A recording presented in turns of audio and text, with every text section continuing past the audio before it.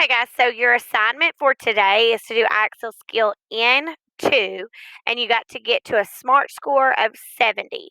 So, all N2 is really about is it's going to give you a quadrilateral, and you have to tell me what quadrilateral that this is.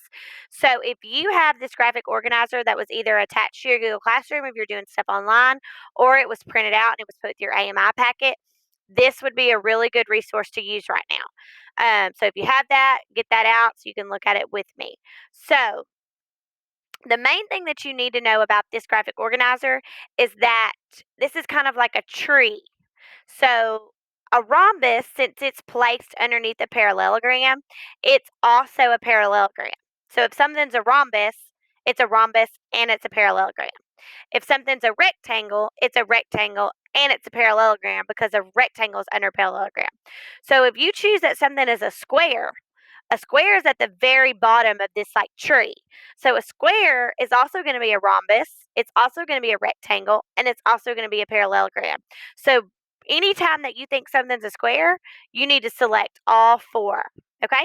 So let's go back and let's do a couple of problems. So the first thing that jumps out at me about this figure is that all four sides are congruent. So the only two quadrilaterals where all four sides are congruent is a rhombus and a square. A square has right angles, and you see that this does not have right angles. So that means that it must be a rhombus. So I'm going to click rhombus, and I also know from my graphic organizer that if something's a rhombus, it's also a parallelogram. So I'm going to select that too.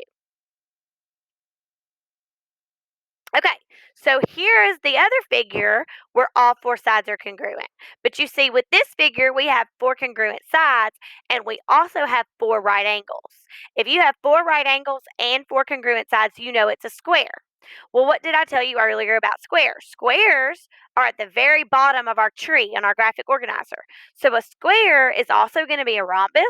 It's also going to be a rectangle and it's going to be a parallelogram. So I'm making sure that all four of those are selected and then I'm clicking submit. Okay, so what we know about this quadrilateral here, I know that this side that has the two marks and this side that has the two marks are congruent. So that's a pair of opposite sides. And then I know that this side that has one mark and this side that has one mark are congruent. So it has two pairs of congruent sides. I don't know if these angles are right or whatever. So the only thing that I know for sure that it is going to be a parallelogram. To be a rhombus, it would have all four sides were the same. And to be a square, it would have to have all four sides the same, and it's not. And to have a rectangle, it would have to have some right angles, and it doesn't. So the only one that I can select, the only one that applies is parallelogram. Okay, guys? So this quadrilateral has right angles. The only two quadrilaterals that have right angles are rectangles and squares. We know that squares has four congruent sides, and you can tell by this picture that this is not four congruent sides. So the only other option for us to pick other than square is rectangle. Remember, rectangles are also parallelograms. So I'm going to make sure both of those are selected, and I'm going to hit submit. Okay, so I see that all four sides are congruent, no right angles, so this must be a rhombus. And if it's a rhombus, it's also a parallelogram. Okay, so this is kind of a new shape that we talked about just starting yesterday. This is a trapezoid, and if you did N1 yesterday on Excel, then you know all about trapezoids.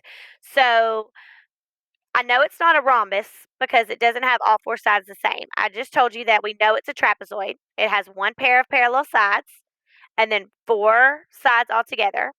It's not a parallelogram and it's not a kite. So the only thing I'm going to leave selected is trapezoid.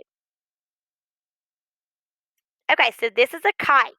This is our new quadrilateral that we really haven't learned about.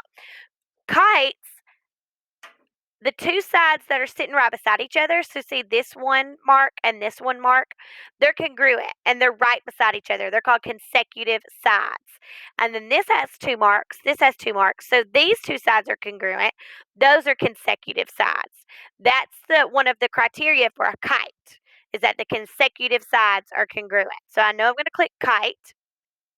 And then it's also a quadrilateral because remember, a quadrilateral just means it's got four sides, and this has four sides, so I'm going to click quadrilateral. It's not a rhombus, it's not a parallelogram. So I'm going to hit submit. Here's another rectangle. We know it's because it's got right angles. The sides aren't the same, so it's not a square. So rectangle. We also know that a rectangle is a quadrilateral because quadrilateral just means it's got four sides. So I'm going to select both of those, hit submit.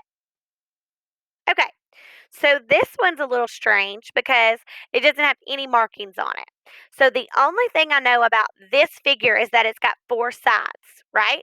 So the only one of these that I know for sure is this quadrilateral. Okay? It's not a parallelogram, not a trapezoid, not a rhombus. The only thing I know about it, it's got four sides. So I select quadrilateral, submit.